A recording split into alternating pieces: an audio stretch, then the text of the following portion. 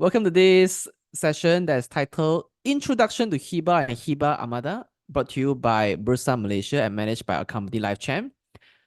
In our webinar today, we're going to talk about Hibah and Hibah Amanah. So my name is Shen Chu. I'm the moderator for this session. Now, before we begin, as usual, disclaimer, whatever we share in this session is only for educational purpose. In no way that we give any recommendation for you to buy or sell any listed securities that we mentioned here. Should you decide to make any investment decisions, you are solely responsible for all your investment risk. Now, allow me to briefly introduce our speaker today. He is a partner at Raja, Darrell and Low and heads the Islamic Finance Practice Group. Professionally, he is qualified as Chartered Professional in Islamic Finance. He is an EXCO member of the Association of Sharia Advisor in Islamic Finance Malaysia. He is also a member of the Ethics and Compliance Board for the Malaysian Financial Planning Council.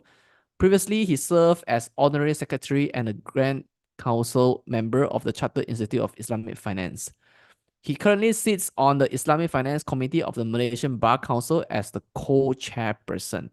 So he's none other than Dr. Shaikh Adam Al-Habshi. So, Doctor, how are you today? Great. All right, so pleasure seeing you today. So we can't wait to learn from you what exactly is Hibah and how we can utilize it. All right, so over to you, Doctor. Thank you, Shane. Feeling a bit hungry though. 8:30. Still haven't had my dinner. Didn't dare to take my dinner before the talk. All right, so we quickly finish it and then you can go and have a quick bite. So we are stopping at 9:30 for Q&A, is it? Yeah, that's right. Right, great. Let me just share my screen. But you may go longer if you need to, because if you have a lot of content, you can go longer. We can cut short the Q&A. Okay.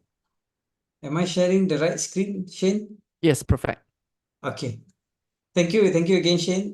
Thank you again for arranging this talk. My name is Syed Adam Al-Habshi, and today we are going to have an introduction talk about Hibah and Hibah Amanah. Just change the slides. Okay, it's working. Right. So when we talk about Hibah, what we're going to cover is the definitions, some of the characteristics of Hibah under the BNM Bank Negara Malaysia policy documents. We're going to talk about Hibah, the composition, what constitute Hibah, Hibah assets, what constitute Hibah assets. We're going to talk about the effect of Hibah and possession or qabat of Hibah assets. And then the use of Hibah in Islamic finance, as well as the distinctions between Hibah, Hadiah, and Sadaqah. Thereafter, we're going to move towards Hibah Amanah. We'll talk about the definitions, we'll talk about the benefits, application, the issues, as well as some national land code restrictions. And then we're going to talk about some of the products available in the market on Hibah Amanah, ASNB, Tabung Haji, and well, the whole idea of Bursa having this talk is to talk about the Hibah of CDS accounts. That one I will try to explain a little bit about that, so that if you have a CDS account, then you might want to consider having a Hibah Amanah product for that particular CDS account. Right, without further ado, let's start with Hibah. The definition of Hibah or gift. From the linguistic perspective, the Hadiyah is also an Arabic word which forms the word Hadaya or guidance. This is the definition of Hadiyah. Why I talk about Hadiyah? Because there's always a confusion between Hibah, Hadiyah, and Sadaqah in Arabic.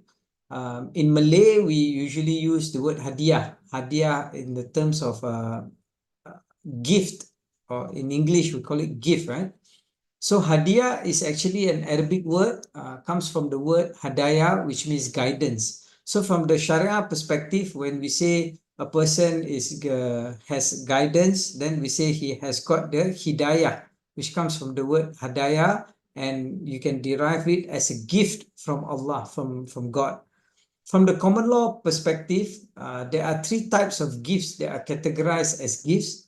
These are the definition taken from a case law called Li Ing Chin versus Gan Yu Chin. It is funding or transferring of an asset outrightly. That means you outright transfer the asset.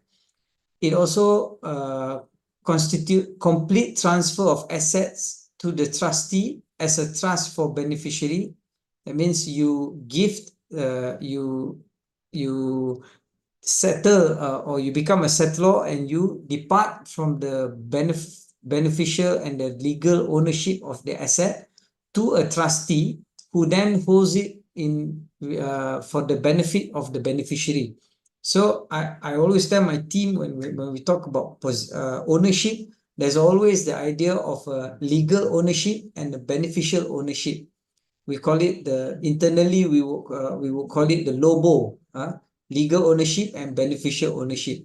So if you outrightly transfer these two ownership to, you can transfer it either to one person as an outright transfer. It means I transfer it to Shane directly, or I can transfer the legal ownership to Shane, who then holds it for the benefit of a certain other list of beneficiaries. So the beneficiaries will have the beneficial ownership and Shane will hold the legal ownership. So I've created a trust. So a complete transfer of assets to the trustee as a trust for the beneficiary is also a categorization of a gift.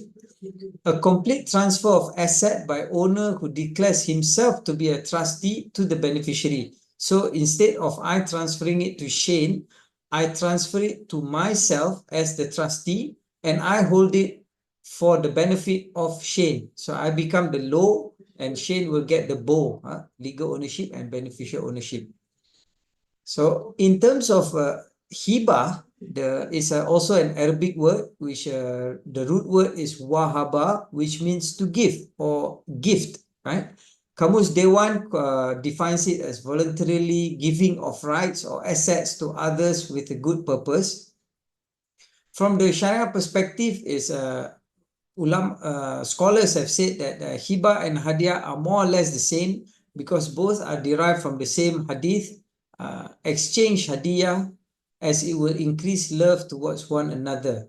See the Arabic, the hadith in Arabic, it says tahaddu tahabbu. If you give gifts, then it will increase love towards one another. It's a sunnah to give gifts to people because it will create more love among one another. And we do that, right? In our daily lives, like for example, for birthdays, some say that we are lucky to have birthdays, annual birthdays, because if not, then we would be expecting gifts every other day. Now we have birthdays, so you can expect gifts only once a year. The idea of hibah is there's also the addition element of the intention. The intention is very important from the Sharia perspective because intention can be good, but for example, you can do a wrong thing, or you can do a right thing, but with the wrong intention. That's not right, right? For example, you can pray, which is a good thing to do, prayer, but the intention is to show off to other people. So that's doing a good thing, but the intention is wrong. So then it becomes a bad thing. Or you can do with the right intention, but you're doing a wrong thing. For example, if I feel that Shane is hungry and I go and immediately force him to eat food, that's forcing him is for his own good, but forcing him is a wrong thing, even though my intention was right. So you can do a bad thing with the wrong intention, still not good. You can do a good thing with the wrong intention, it's also not good. You must always do the right thing with the right intention. Then it completes. This exchange hadiah, as it will increase love towards one another. One of the lessons from my Sharia teacher is that if people were to learn about the religion properly, then a lot of people would be having a tough time. Because, for example, in a husband and wife, if the wife knows her rights under the Sharia, and the husband is not educated in the Sharia, then it will create a hard time. Because once you know the rights, once you know things that you are supposed to do, what you are encouraged to do, and if you don't do it, then it creates a bad situation for the relationship. So if the husband knows about this hadith, exchange gifts as it will increase love towards one another, and he continuously showers to his wife gifts and everything, then the wife would be the relationship would be a happier relationship than if the husband doesn't know and doesn't give gifts. But if the wife knows and expecting the husband to do it, and then you get the problem. So both must be educated from the Sharia perspective. Characteristics of hibah under Bank Negara Malaysia policy document. So we have Bank Negara, the Central Bank of Malaysia. They have published a policy document pertaining to hibah or gift. And one of most of the things that is derived from tonight's talk is actually in relation from this Bank Negara policy document, because it gives a very comprehensive description about what a hibah is. It says that hibah is a benevolent contract for the unilateral transfer of ownership of an asset from the donor or the wahib to the doni mawhub lahu without any consideration. In other words, it's a unilateral contract. From the contract law perspective, it's a unilateral contract. You don't need an offer and acceptance. You just need the offer of a gift from a donor to the donee, and there is no need for any consideration. So I can give Shane a gift and I don't expect a consideration. Consideration means a counter value that is being given in relation to the exchange of assets. So if I want to sell Shane this pen, then I put a price of RM1. When I give it to him, to Shane, this pen, Shane will pay me RM1 as a consideration. That's a sale. That's a unilateral contract. But a hibah is a unilateral, that's a bilateral contract. A hibah is a unilateral transfer or unilateral contract where I give this pen to Shane without any consideration. Of course, from the legal, from the stamp duty, if you're talking about gifting of gifts like property or land, then if a mother can give a gift to the child without any consideration, and then but it will still attract some form of a stamp duty. That's a different tax that is being imposed upon the hibah. But to create the contract, to create the hibah, you don't need to have any consideration in relation to the transfer of the asset, right? And the hibah may be revoked by the donor if there are certain conditions. The donee takes possessions of the asset. Before you can revoke a hibah before the donee takes possession of the assets or the fulfillments of the conditions in the hibah terms for a conditional hibah case. So if there are certain conditions that needs to be met and for a hibah to be effective, and that those conditions are met, then you cannot revoke the hibah. But if before the conditions are met, you may still revoke a hibah. In Malay, sometimes they call it the buruk siku lah. You give and then you ask back for that gift. The peribahasa is a buruk siku or ugly elbow. I don't know how. I still don't understand how the concept of an ugly elbow is when you want to take back gift from people, but that's the Malay proverb. Also, if I want to give, if I say, Shane, I'm gifting you this pen, and before Shane can take possession of the pen, I still have the power to revoke that gift. Another situation from the Sharia perspective is that a hibah from a father to a son may be revoked at any time, except when the ownership of the asset is already transferred to a third party. So I can give this pen to my son. He may have taken possession of the pen. I can still take back the pen until unless my son has already transferred the pen to a third party. So if he has given it to his friend, the pen he has given it to his friend, then I cannot revoke the pen anymore.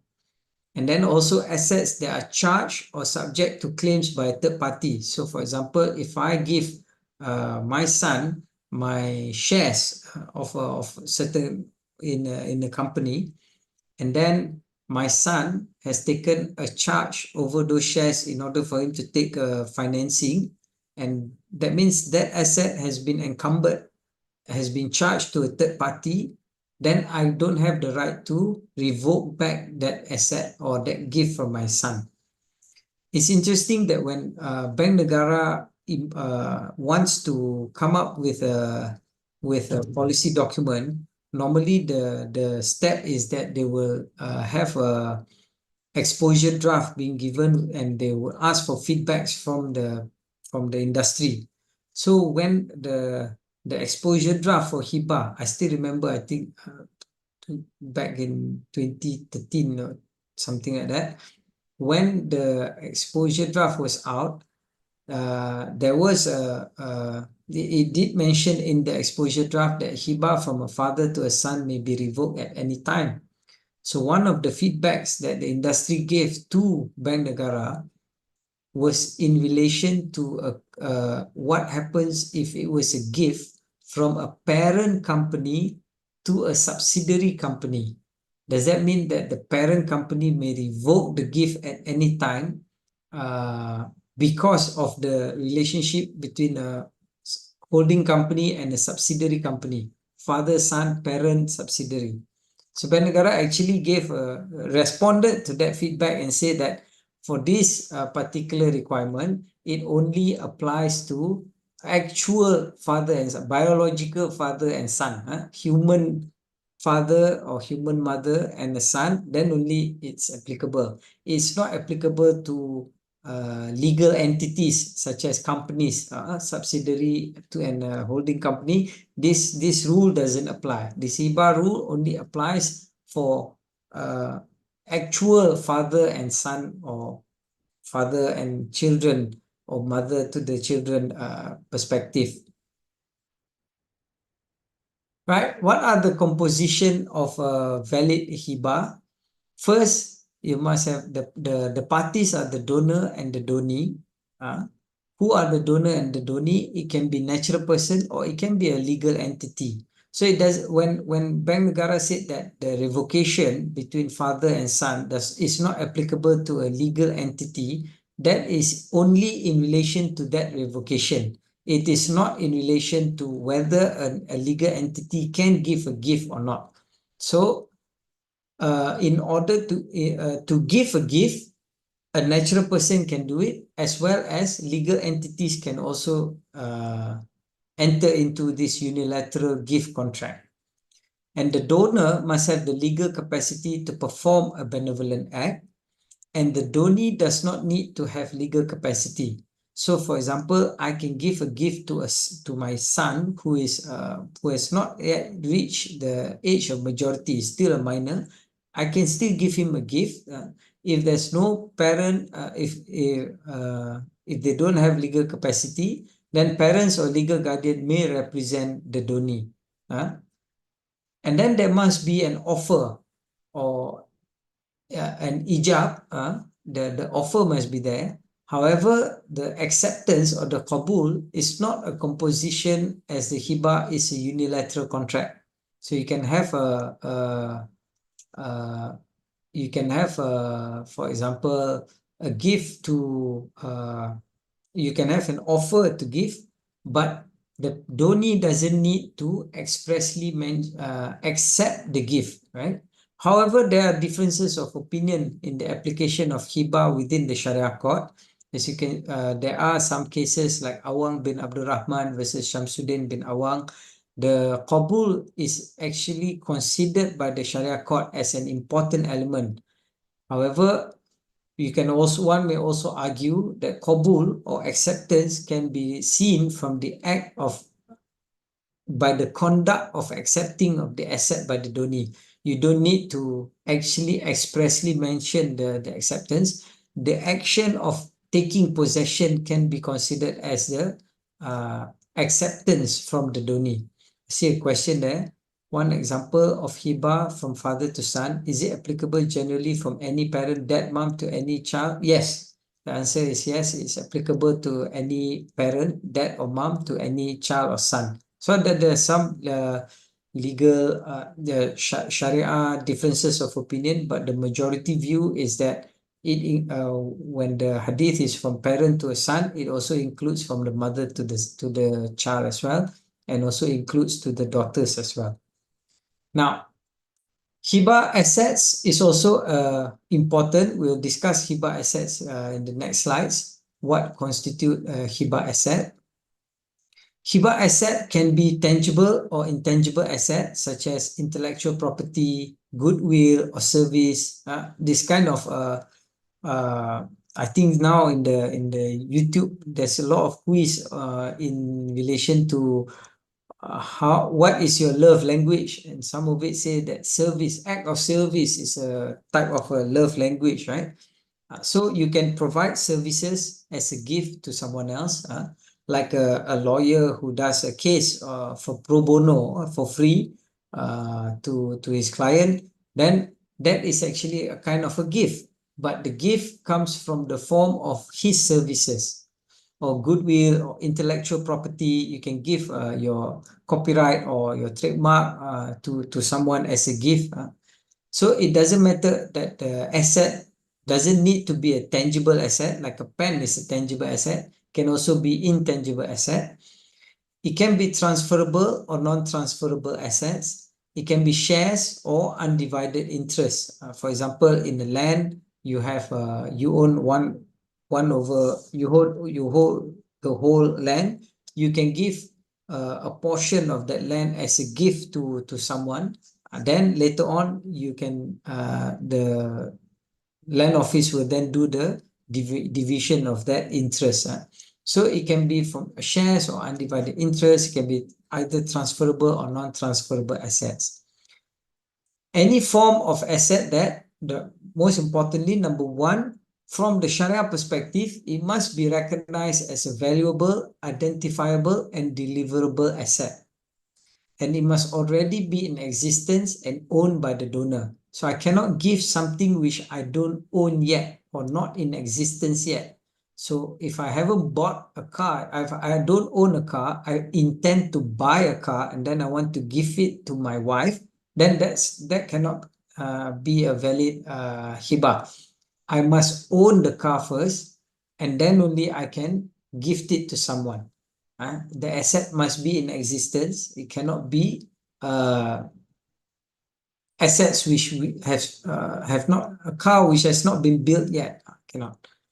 However, assets to be received in the future by the donor may also be hibah assets. For example, if let's say somebody, I'm going to receive the gift in the future, the asset in the future, asset is already in existence, I'm going to receive it in the future, then I can give that to someone else.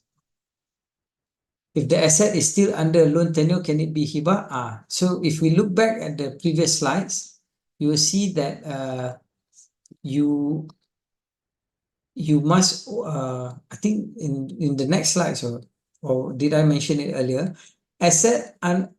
Encumbered assets cannot be given as a gift. So if I have a house, that house is being charged to a land for a particular financing, a home mortgage, then I cannot give that house to someone else.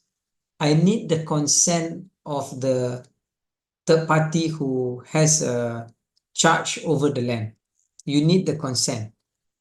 So it's not about whether the loan asset is still under loan tenure. It's more on whether the asset forms part of the security of the asset, of the loan, or the financing. If it forms part of the security, then you need the consent of the chargee before you can give it as a gift. So keep on asking the questions, then at least we have some form of interaction, because you can't turn on your video here. So what I'll do is I have this screen for the questions. As you ask questions, I will answer them as we go lah. Asset still under financing can be considered as not Hibah. I know that one is typo because H and J is just side to side. Then you cannot transfer, you need the consent first. Once you get the consent of the chargee, then only you can do the Hibah, right? Hibah, when does it take effect? Hibah will take effect upon the donor or the guardian or the agent takes possession of the asset, fulfillment of the conditions for conditional Hibah cases, and the effect is that the ownership of the asset will then be passed from the donor to the donee. For cases where the Hibah is incomplete, the Hibah asset will be reverted back to the donor. So if I want to give a Hibah, but suddenly the Hibah asset is actually being charged to a bank, then the Hibah will, the ownership of the asset, even though I say I've gifted it to Shane, but then because there is a charge on the property, then the Hibah will not be complete. When the Hibah is incomplete, the ownership reverts back to the donor.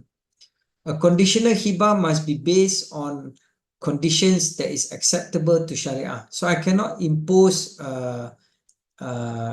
conditions which are not acceptable to Sharia. So for example, I cannot say, for example, Shane wants to give me a gift, or I want to give a gift to Shane, and the one of the condition is that I want Shane to drink beer, a glass of beer, in order to make the condition as a condition for me to give Shane a gift. Although it may not be against Shane's religion to drink beer or anything, but that condition is a prohibition from the Sharia perspective. So even that, so I still cannot give that condition is not an acceptable condition. The condition must be acceptable to the Sharia. There must not be any prohibition that blocks that condition from being fulfilled. So, for example, conditional Hibah on the death of the donor, that's an arguable condition, but it's from the Sharia Advisory Council of Bank Negara. It is allowed mainly for takaful perspective. Conditional Hibah on the death of the donor can be done there. Can I change the donee in the Hibah document? If you have already given it to the donee, then the Hibah is complete.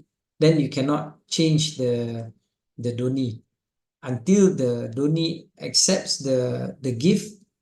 Before they accept the gift and the Hibah is complete, then you can still change the donee. Shane, I think Naskan's question also I've already answered live. Okay, next. Effect of a Hibah is permanent. Any condition that limits the period of a Hibah shall be void and must not affect the validity of the Hibah. So I cannot put a condition that limits, I'm gifting you this pen for 5 days. Then after that, it will revert back to me. I cannot do that. Whenever I give, it must be permanent. There cannot be a condition that limits the permanency or the permanent status of that gift. Does the donee still need to distribute the proceeds from the takaful according to Faraid? That depends on the type of the takaful policy document that you have. If the gift is to the donee and the donee, then it doesn't form part of the estate. Normally, if it's a Hibah for takaful, it's been given to the donee and it forms part of the donee's estate. So then the donee doesn't need to distribute the gift to the donor's beneficiaries according to the faraid, because it's no longer the donor's estate anymore. It's now part of the donee's estate, or donee's possession or ownership. So you have to distribute it to the donee's estate, donee's beneficiary, not the donor anymore.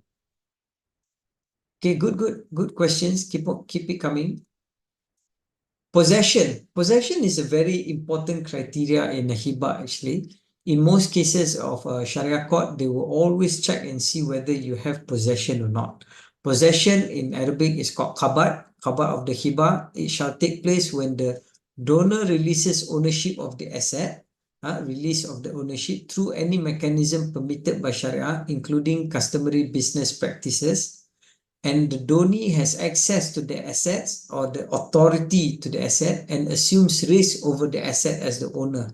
So is this idea of possession, like for example, I want to give a house to my wife, right? Or to my children. So the house, very big house, right? How does the court would look at the Sharia court would look at the possession is, does my child, my son, have possession over the house? So one of the ways to show possession is that my son has a key to access to the house. My son has done some form of renovation to the house because he acts like as the owner. He has done things where it shows like he is the owner. Those are the circumstantial evidence to show that possession has taken place. Possession can either be physical or it can be a constructive possession. For example, if I want to give shares to my child, right, to my son, shares, it can be said to be an intangible asset because you don't see, except for last time we used to have a certificate of the ownership of the shares. Nowadays there's no requirement to have a certificate of the shares. So how do you show a constructive possession? Perhaps I can do a hibah deed where I say I'm giving you this gift, and by you signing below, it shows that you have taken possession of that gift. So that's a constructive way to show, or a legal way to show that possession has taken place. Because you can't give the gift like that. So you put it in a document, put it in a deed where the donee accepts the gift and says and declares that he has taken possession in the document. That will be a good circumstantial evidence to show constructive possession. Can donee reject the hibah? Yes, the donee can reject the hibah, because if not, then sometimes you also don't want certain things that have been given to you. For example, an ugly bag that you really don't like, someone wants to give it to you, you have the right to reject it. But then comes from the Sharia perspective is the adab. What is the right way to reject a gift? The adab, or the ethics of rejecting the gift is also another.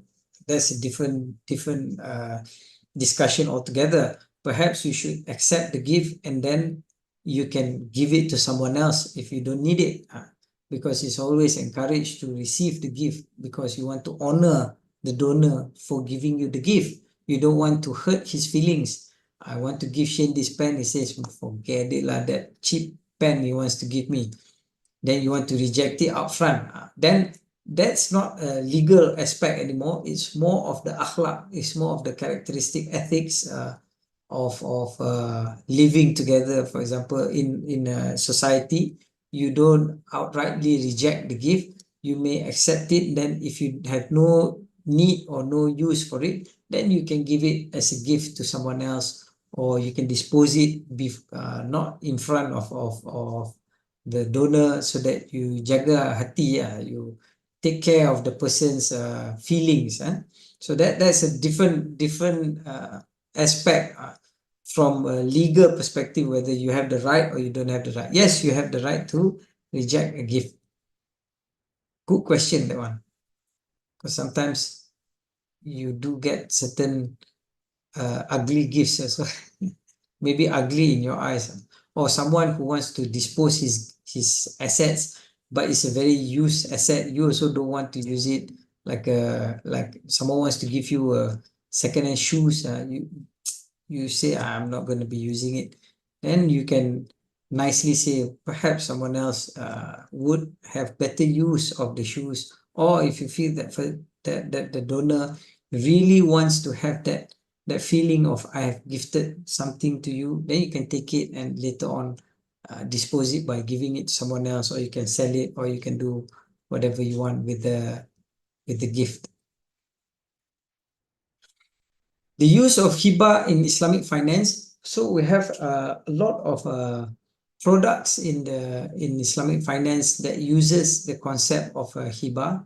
Let's, for example, in binding ijara, you have this, I think, called wa'ad mulzim, where you can, at the end of the tenure of the ijara for, let's say, ITAP or hire purchase contract, sometimes the bank would use the hibah as a form of transferring the ownership of the asset to the customer. So instead of the customer having to pay for the asset, the bank gives the asset to the customer for free because he's finished the hiring aspect or the rental aspect of the asset. Then comes at the end of the hire purchase or the leasing financial lease facility, the bank may decide to give it as a gift to the customer. In takaful products, you can also have hibah. I think some of you have been asking earlier whether, and I've mentioned earlier as well in the policy document, as Sharia Advisory Council has got some rulings in relation to gifts for takaful products. In the mudarabah and the musharaka, as well as the wakala contracts, mudarabah is equity type of a structure. Musharaka is a partnership. Mudarabah is also a form of partnership. For mudarabah, the one party is the Rabbul Mal, or the provider of the capital, and the other one does the work. For musharaka, both parties contribute for the capital, and the partners can decide on who needs to run the partnership, etc. So how does the hibah come about is, the one of the partners may give his share of the equity to the other partner. So you can have that kind of gifts.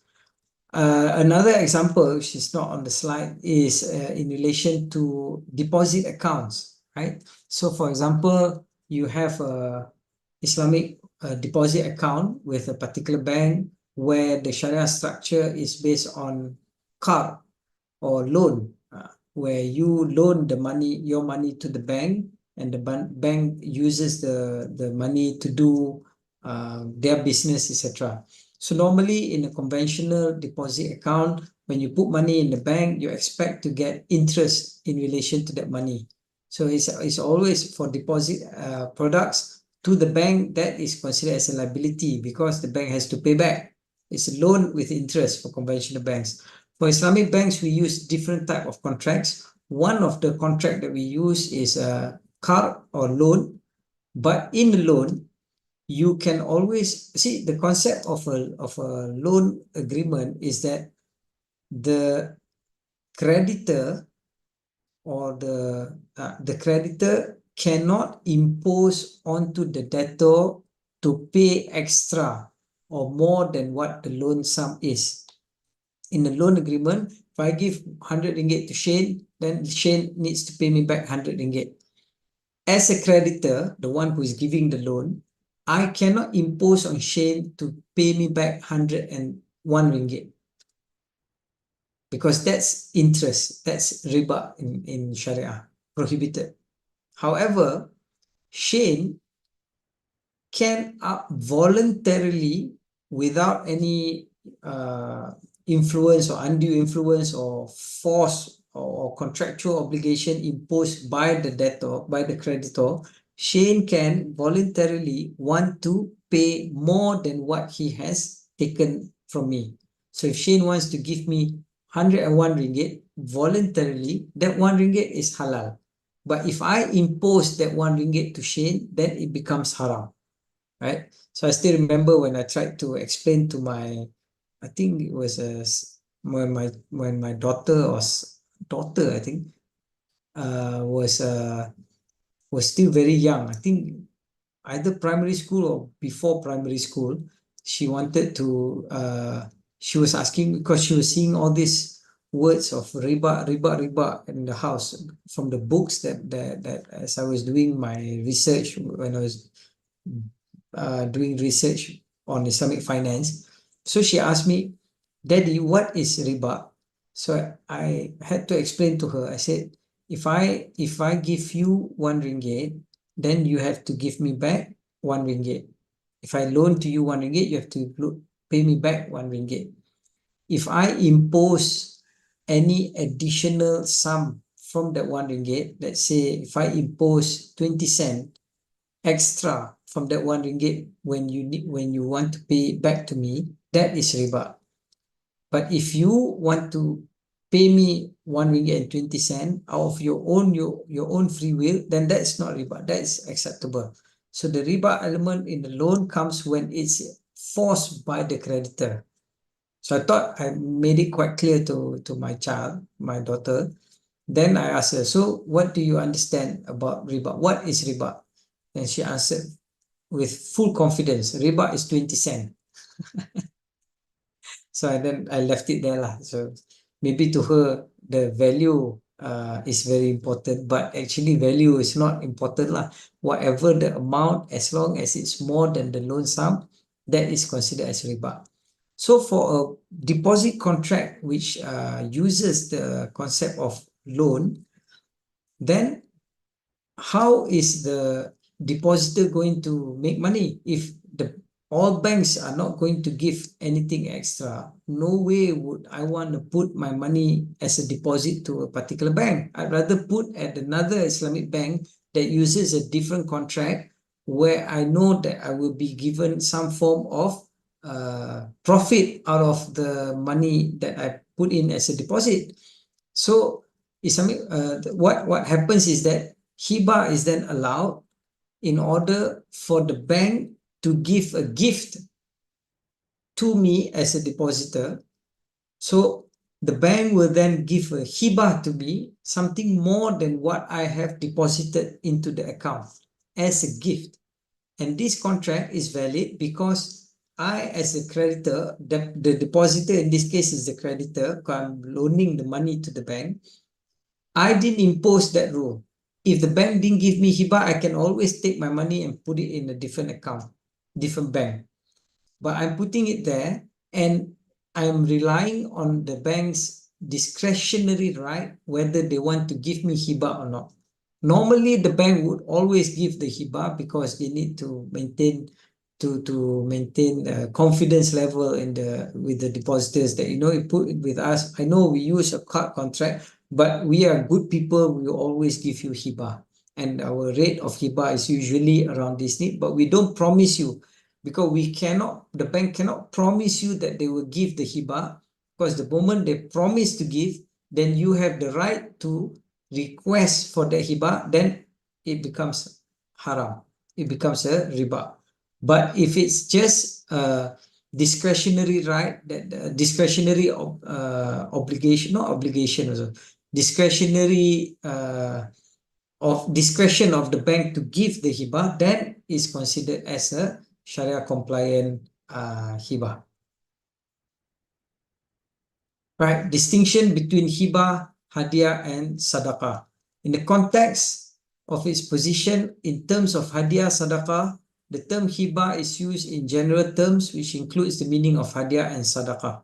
So there's a case of Pulimahi Rajeswari versus Mia binti Hussein, which is a Federal Territory Sharia High Court judge, Sharia court decision. The Sharia High Court judge concluded that every Sadaqah and Hadya is a Hibah, but not all Hibah sadaqah and hadiah. These are actually semantics lah, but I'm just going to go through it with you to show that there are some form of distinction. The only thing that distinguishes between these terms is the intention and the purpose of the donor. If one aims to glorify and honor the donee, then it is called hadiah. However, if the gift is intended to draw closer to Allah subhanahu wa ta'ala and expect the rewards alone, then it is known as a sadaqah.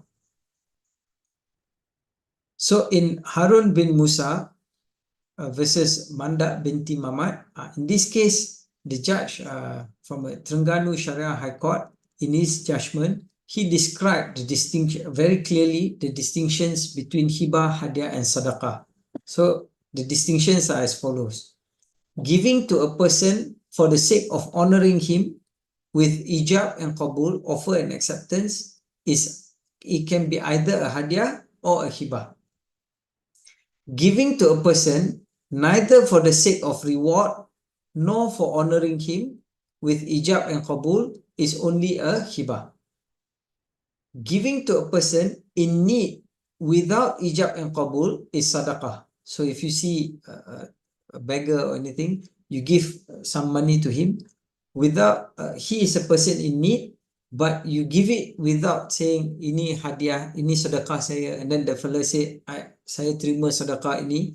There's no offer and acceptance. That is sadaqah. And the best way of sadaqah is to give something with your right hand that even your left hand doesn't know about it.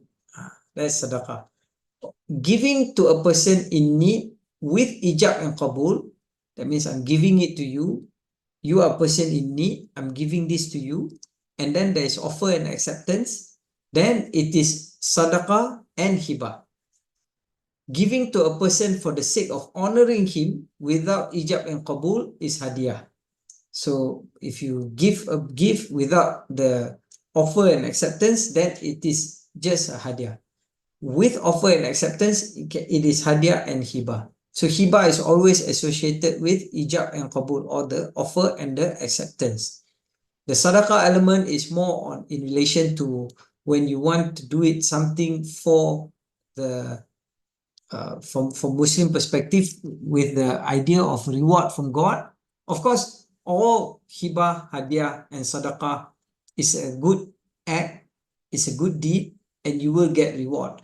But if you are doing it with the intention to get just the reward from Allah subhanahu wa ta'ala, then it's a sadaqah. Right? See, no more questions already. Is it too deep, is it? So that's generally the whole concept of hibah. How an Islamic bank set the interest rate to be charged on housing loan while avoiding riba. Okay, this is not a question of hibah, but I'll just answer it briefly. The Islamic bank, they don't charge interest. What they do charge is profit rate. So it depends on the type of product. Normally for housing financing, we don't call it loan because it's not a loan, it's a financing. Pembiayaan. So in a house financing, normally there are different types of products. Of course, the rate that the bank will impose on you is based on the base financing rate, on how much is the cost of fund what is the cost of fund that they have to incur.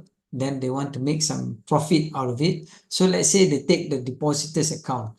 So from the deposit, they know that, for example, very briefly, they have to pay 1% to the depositor. So then they will impose a higher financing rate. Of course, Bank Negara will give the base financing rate, and then they will add on the cost of fund over and above that. Bank Negara sets the profit rate and the interest rate for conventional banks to all the banks in Malaysia. You have to follow that base financing rate. Then you can impose the bank's cost of fund as well onto the financing. So, and that form of cost of fund depends on how much is the cost that the bank has got to incur to get the money to give it to you. That's how they would usually in a nutshell, how they determine the rate of financing to be given to you. Now, Hibah Amanah. Hibah Amanah, you have to how to understand it is that it is a hibah, but there is the element of trust built in it, right? It's a wealth management instrument that involves the appointment of a trustee who is responsible to maintain and manage the trust property according to the terms and conditions set by the donor. A Hibah Amanah is a hadiah by the donor during his lifetime, where the donor may still use the asset even after the Hibah Amanah has been validly effected.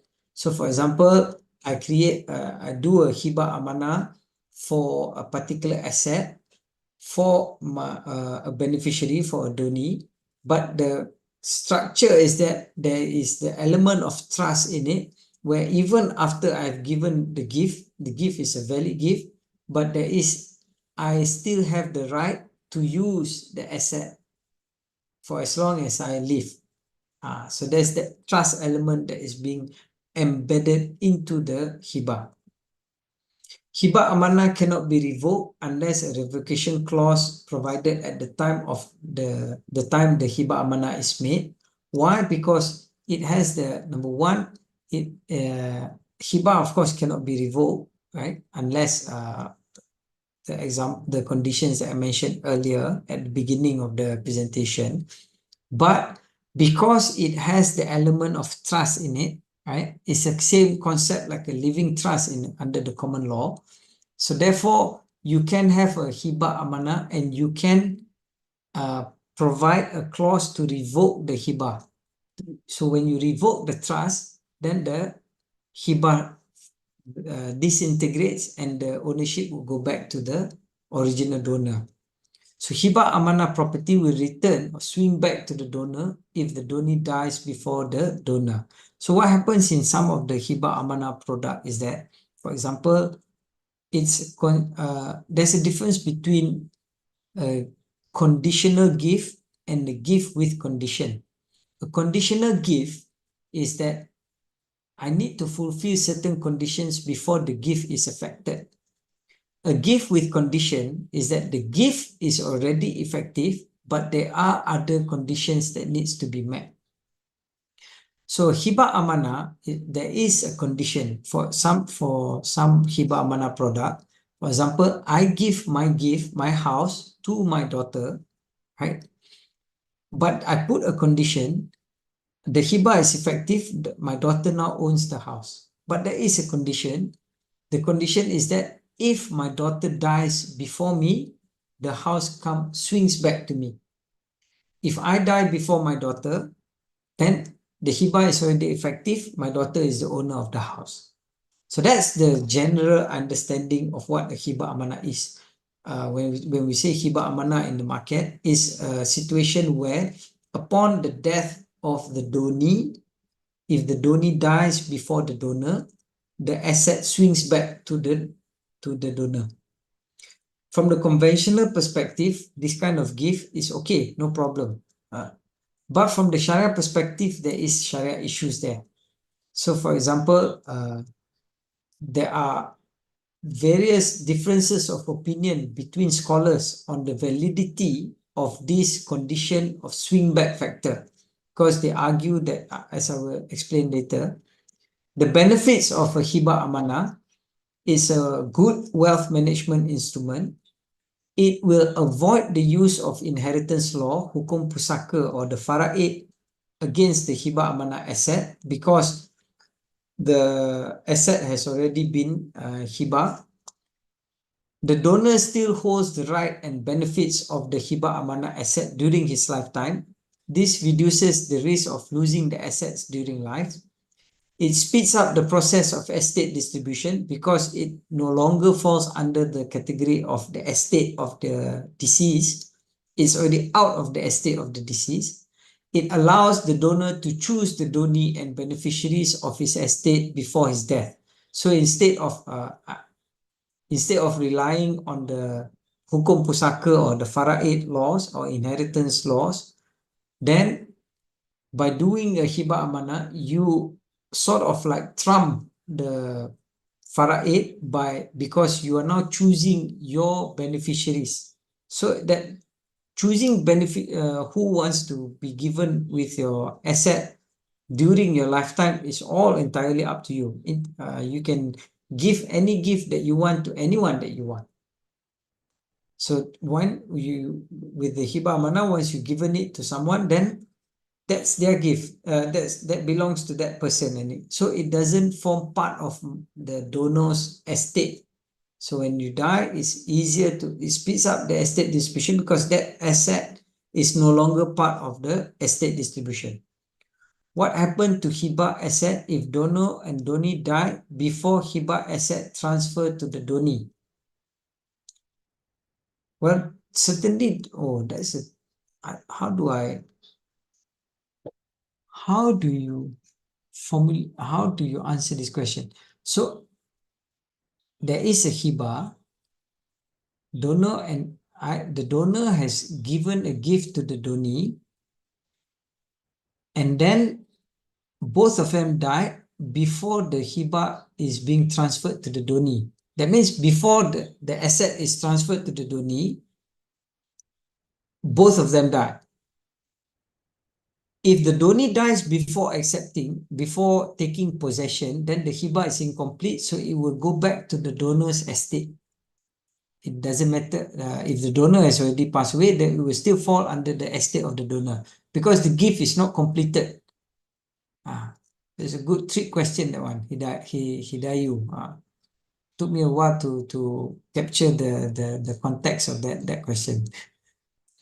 Can the asset that is to be given through Hibah Amanah include a variable? For instance, a sum of money in a bank account which may increase. Yes, it decrease at time of death. So you can do a Hibah of that's why for CDS account also you can do. You give the account and all its content. So the gift has already been passed. So because of the Hibah Amanah, the gift has already been effective. But you have the right to use that gift. So the value will go up and down, etc. And then if the donor dies before the donee, that's it, finish. If the donee dies before the donor, then the swing back factor will kick in and the ownership will go back to the donor. So again, as we look at the next slide, there are some this Hibah Amanah with this swing back factor is not a smooth sailing opinion. There are some differences of opinion between scholars. What if both donor and donee die together in an accident? Good question. Then you have to look at, there's an act which there is a statute that talks about this. If you really cannot identify who died first, then the law would presume that the older one died first. So if a father and a child were in a car accident and there's no way to identify who died first, then the law would presume that the father died first before the son. How Hibah Amanah speed up process of estate distribution comparing against a will? Well, if the asset is under Hibah Amanah, then it doesn't form part of the estate. So you don't need to consider it as part of the estate distribution. So then if you have Hibah Amanah all of your property, then when you die, there's nothing to be distributed. Only maybe certain things that you have left that you have not distributed. Those will form part of the estate. So that one, it speeds things up in terms of estate distribution. And it's normally if the proper Hibah is done, then the administrator can easily do the transfer of the ownership without having to look at the faraid or the list of beneficiaries. You can or the how many portion does a son get, the daughter gets, etc. Because that house is not part of that equation. The administrator will look at the Hibah deed and see that the house is being Hibah to the son. Then the administrator will just fill in the Form 14A or do the necessary legal instrument in order to effect the transfer. Now, appointment of a trustee in the form of agency. So you probably, in a Hibah Amanah, you have a appointment of a trustee. The trustee will administer and manage the property in accordance with the terms that are sealed. The term may entitle the grantor of Hibah Amanah to use the Hibah Amanah property for its own benefit. The Hibah Amanah is a combination of Hibah and trust. Hibah Amanah is different from Faraid and Wasiat. Hibah Amanah assets are no longer considered part of the estate of the donor. Legal fees for Hibah don't have to pay under Faraid. No, still have to pay. There are still, if you want to do transfer of the conveyance of the estate, there's still legal fees. But it makes it easier for the lawyer to do it. So there's still fees. Don't say that the Hibah Amanah will make lawyers like me lose out on fees. Yes, we still charge fees when we want to do the administration, etc. Issues of Hibah Amanah. Contrary, the scholar says it is contrary to the concept of giving hibah, which is when I want to relinquish my rights and benefits from a property during my lifetime, I want to give it for good. I give it to my son, that's it, finish. I don't want, by having this Hibah Amanah, whereby there is this idea of if you die first, I want to get it back, then it defeats the wisdom of giving a gift. A gift should be forever, and once I've given it, it's no longer my estate or no longer my asset anymore. I've given it to you, that's it, finish. But when you impose this Hibah Amanah, it's like at the back of your head, I don't want to give it 100%. Only if he dies, if the father may think, oh, if I give it to my daughter now, if she dies, the house or the car will go to the husband. I don't want the husband to get the house. Since I'm still alive, give it back, come back to me so that I can give it to my other child. I don't quite like the husband, my son-in-law, for example. You have that, then it defeats the wisdom of giving a gift, for if you look at it from one perspective. Another argument against Hibah Amanah is that scholars look at it as trumping the Faraid laws or the Wasiat laws. So it's like you're saying you want to move around, you want to beat Faraid by having this Hibah Amanah. So it doesn't look good, because Faraid is already a perfect way of distribution of estate. Now you want to think you're better than God, is it? Some people argue it like that. Breach of stipulated time limit to effect hibah, whereby the true concept of hibah should be carried out during a lifetime. So hibah is allowed because you are the owner of your asset, of your possession. During your lifetime, you have all the rights in the world to give it to anyone you want. The moment you die, this ownership of the asset, of all your wealth, your property, everything, it all goes back to God. But God then transfers it back to the administrator, no, not to administrator, transfers it back to the selected beneficiaries according to Faraid. So when you do this swing back upon death, it's like you are saying you are still having control over your asset after your death. That's why scholars are very much against it. There's also conflict of jurisdiction between equity and trust is a federal jurisdiction. Sharia trust is a state jurisdiction. So there's always this dispute between which court should be regulating or should be hearing or enforcing a Hibah Amanah. Is it a trust, or is it an Amanah, or is it a Hibah, or is it just a mere living trust? So it creates a conflict of jurisdiction, and it can create for good argument for both sides. So those are the issues against Hibah Amanah. Restrictions on National Land Code. This one is a very interesting two cases. Land ownership through the concept of hibah. There's a Form 14A without any consideration, but still have to pay stamp duty. Nevertheless, for Hibah Amanah cases, there are two cases in the civil courts that have decided differently.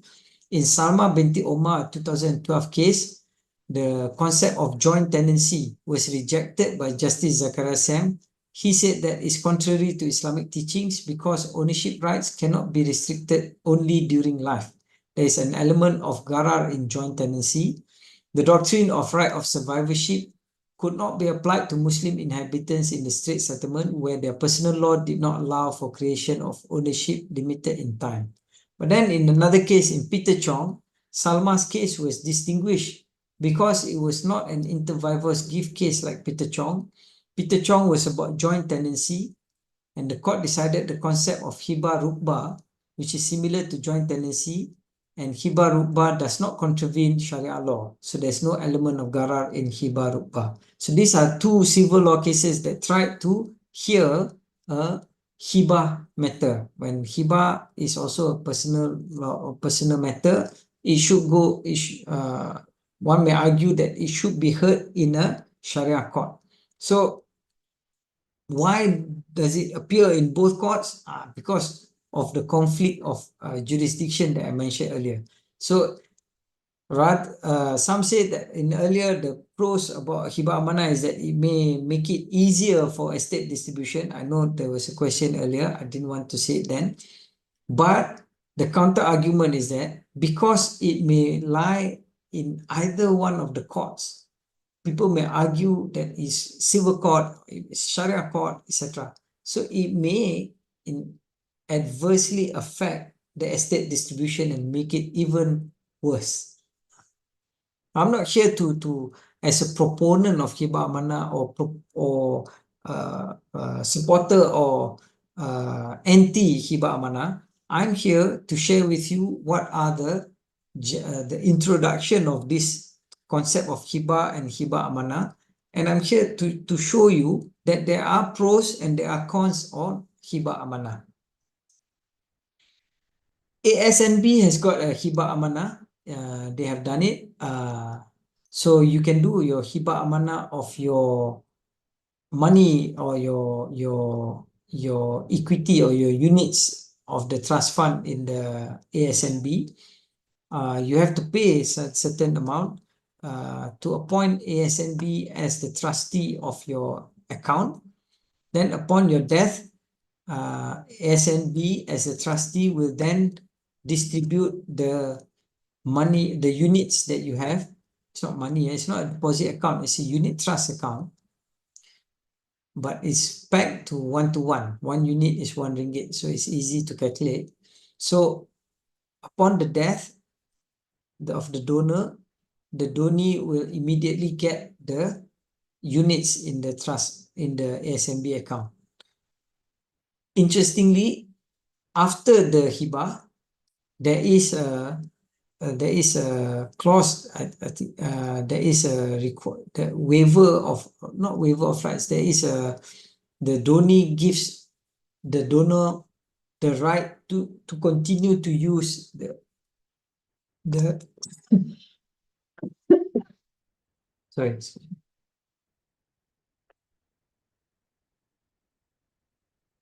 My mistake for eating twisties just now.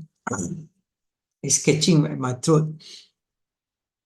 So moral of the story, don't eat twisties before you give a talk. So upon the lifetime of the donor, he can still use the unit trust. Only upon his death where the trustee will then transfer the asset to the donee. That's ASNB's structure. So it depends on the Sharia committee of that institution. So ASNB Sharia committee allows for Hibah Amanah to be a valid Sharia product, right? But if you look at Tabung Haji also has got a Hibah Amanah. The Tabung Haji Hibah Amanah is a bit different. The giver of the Hibah Amanah is free to grant Hibah Amanah property owned to whoever the intended recipient, including non-Muslims individuals. So I can put my money in Tabung Haji, and then I can hibah it to anyone, including non-Muslims. The granting of Hibah Amanah is not subjected to faraid. Why? Because so anyone who is eligible to thus anyone is eligible to receive Hibah Amanah property. So I can give it to my legal heirs or non-legal heirs. Why is it not affected by faraid? Is because upon I execute the Hibah Amanah of my tabung haji account, the property is hibah in the perfect manner. A property that has been hibah in a perfect manner cannot be claimed by other heirs according to faraid law. Why? Is because it's an outright gift. I have already gifted it to the beneficiary, to the donee. It's now the donee's right to the estate. So if the donee dies, that account is subject to the estate of the donee. It's no longer to the estate of the donor. It's an alternative or solution for the distribution of property for new relatives or converts who do not have Muslim heirs or adopted children. The grantor of Hibah Amanah can still enjoy the benefits of the property that has been granted as long as the donor and donee of Hibah Amanah are still alive. In other words, there is a way that the product allows for, if I want to give to Shane my tabung haji account, gift it to Shane, I can still use it. I can still use the money in the account. Shane can also use it. But the moment when, okay, let's not use Shane as an example. Let's say I give it to Mas Katun. There's a person by the name of Mas Katun. I give my tabung haji account to Mas Katun. Then Mas Katun can use the account. I can use the money. But if I die, it's already belonging to Mas Katun. But if Mas Katun dies first before me, the tabung haji account will be part of the estate of Mas Katun. So that's the difference. So tabung haji Sharia Committee didn't allow for Hibah Amanah like ASNB. They have a different Sharia view. So these are Sharia scholars who are well versed in their area, and they make their own ijtihad, or they make their own ruling based on their understanding. And for tabung haji, it's like this. For ASNB, it's like that. For CDS account, which is what Bursa is promoting, you have CDS account. So you can have, for Muslim investors, CDS account and the shares will then become the estate of the deceased and are the rightful heirs according to the faraid. So that means the beneficiaries are the rightful heirs to the CDS account, and it will be distributed according to faraid. So you can only go to Bursa. The administrator can go to Bursa and say these are the order to be distributed according to the faraid. However, on 17 November 2021, Wasiah Shop and then Awaris on the 8th June 2023 have launched the respective Hibah Amanah products for CDS account, where CDS account and shares will be owned by the donor selected beneficiaries through Hibah Amanah Trust Deed. So what happened is that I have CDS account. I can create a Hibah Amanah of that CDS account to whomever that I want, right? And then upon my during my lifetime, I can still transact and sell the shares of the account as usual. Only upon my death will then this CDS account and the content will be distributed to the beneficiaries that I have earlier on selected by Wasiah Shop or Amanah Awaris. So if you want to do CDS account, Hibah Amanah for CDS account, there's only two trustee companies that offer this product, which is Wasiah Shop and Awaris. So you can do your Hibah Amanah with them, whereby they will distribute the account, the CDS account, as well as the content of the CDS account to the beneficiaries that you have earlier on selected when you created the Hibah Amanah. It's a bit of the structure is a bit complex in the sense the Hibah Amanah for Awaris and Wasiah Shop is not a direct single Hibah. It's actually done with a double Hibah. I give to Wasiah Shop. Wasiah Shop gives it back to me. In the second gift, there is the element of swing back factor. If I die, then the asset will then be swung back to Wasiah Shop. So Wasiah Shop Sharia Committee, Awaris Sharia Committee, have come up with a Sharia pronouncement to say that this swing back factor is okay, it doesn't trump Fara'id. So, I mean, you can have people arguing here, there, etc. What is important is whether or not this, when it goes to the Sharia court, how will the Sharia court decide? So according to Awaris and Wasiah Shop, based on their experience, they say that the product, they have done their research, they are confident that the CDS account, even if challenged by the Sharia court, they will win, and the beneficiaries that the donor has selected will get the CDS account as well as the shares in the CDS account.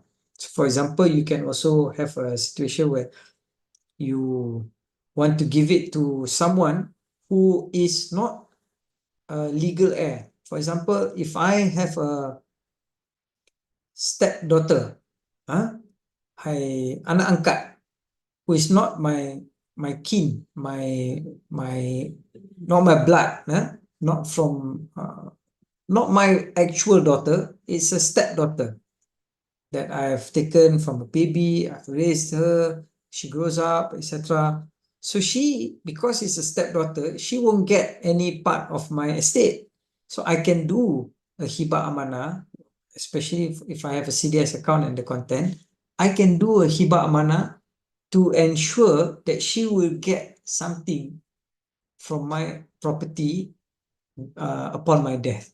So that's one of the beauties of this. Of course, you can also look at it from the negative perspective. If I have a wife and I have a girlfriend, I want to give to my girlfriend, also this can be done.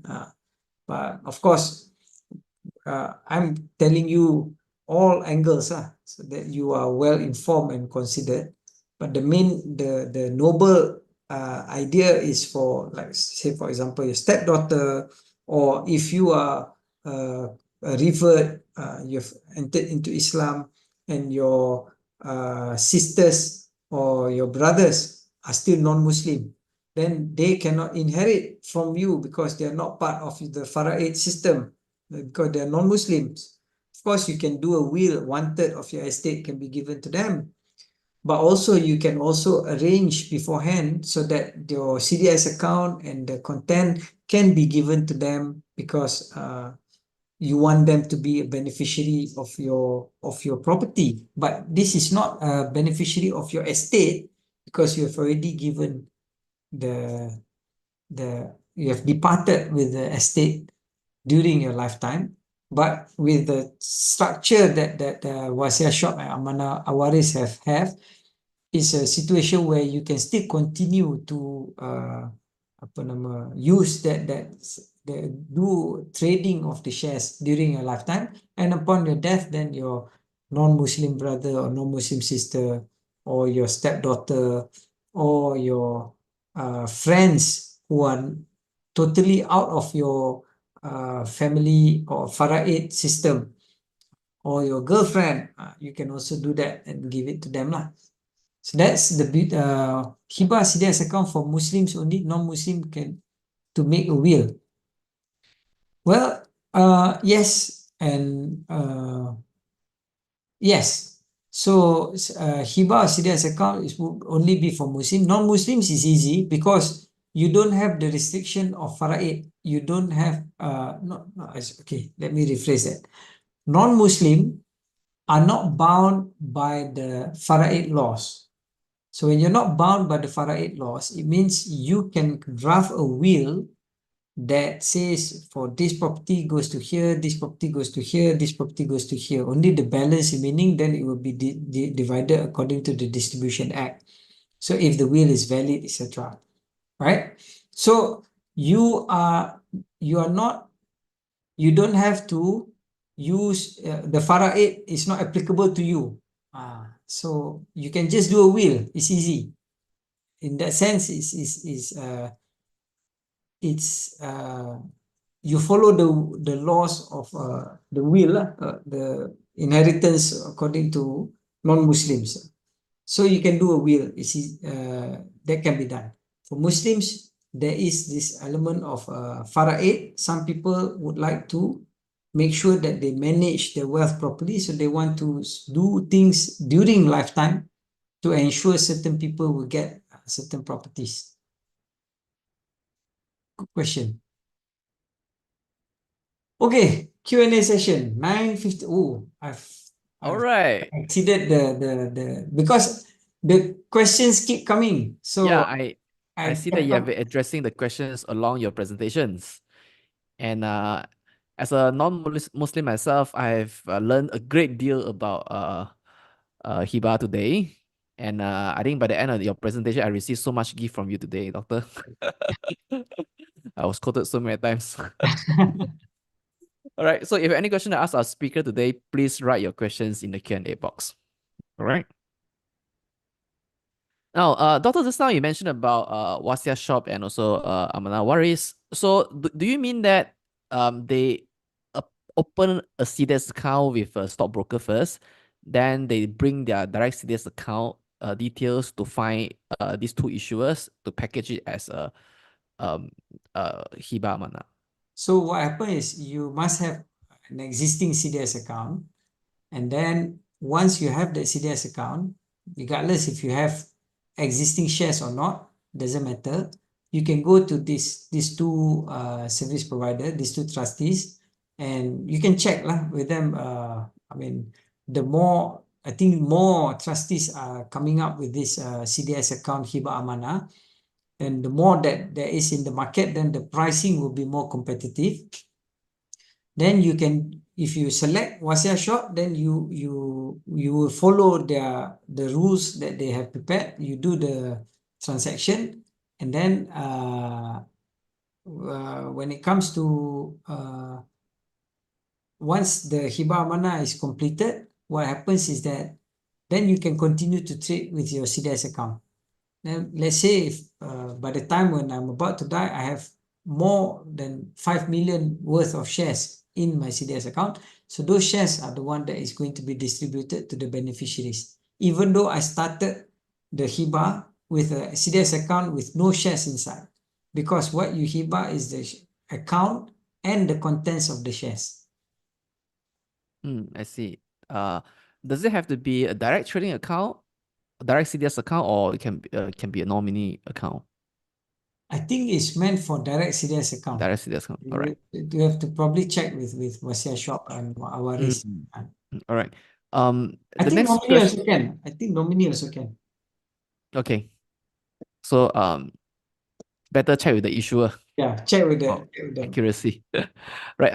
What kind of document is used to obtain the chargee's consent for the Hibah of the charge asset? It's a Okay, question by Nas Khan. that one you will have to check with the bank. So normally each bank has got their own style. Normally it's just a matter of informing the bank, and see from the bank's perspective, number one, as long as you are good paymaster, and even when you do the Hibah, they know that the credit risk is not much trouble, right? So you continue to make payments, etc. Normally they will allow for normal Hibah. So you change the ownership. You can check with each bank has got their own separate requirements. It's not a specific one document fits all. You have to check with the banks. All right. It's another one. SMB. So what is the next question is, I think it is in reference to Tabung Hajis, where Tabung Hajis account can be given to non-Muslim. So the question here is, can an ASMB account be given to non-Muslim? I'm not sure actually. I have not checked. That one you have to check with ASNB. So the next question, which is perhaps the last question because we have overrun the session for a bit. What is chargee's consent? Could you explain how it works? So a chargee's consent means it's just a consent by the bank in order to because they have a charge over the property. So I've given a financing, but I'm the bank. I've given a financing to you, Shane, right, for you to buy a house. So I give you money.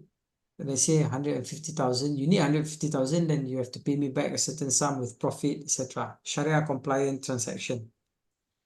Over and above that, to secure this facility, the house that you're buying, I will register a charge over the house. You will register a charge over the house for me.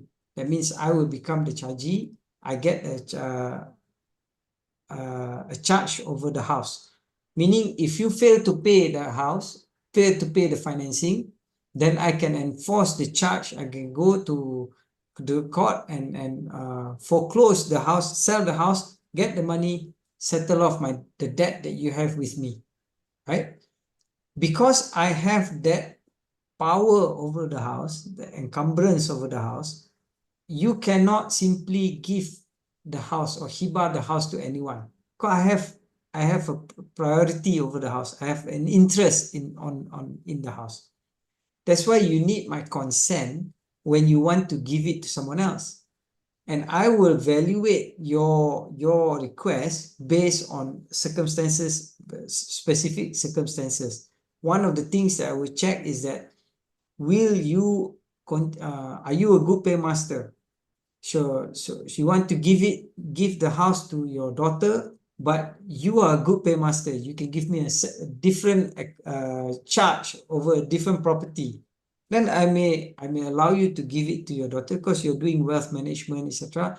I don't want to be a hindrance to that. So it depends on various permutation. I can't give a one size fit all answer. But yeah, that's how a charge is.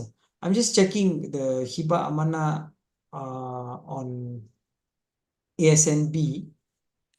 I think you can give to non-Muslim. For Muslim unit, oh no, this one is for Muslim unit holder. It doesn't mention. Maybe the person who asked the question can check with ASNB.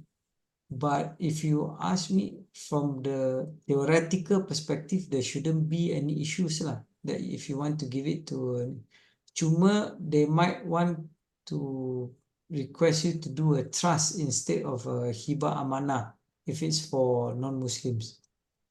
I'm not sure. That you check with the service provider. I wasn't the lawyer who advised for Hibah Amanah for ASMB, so I don't know the direct details of that lah.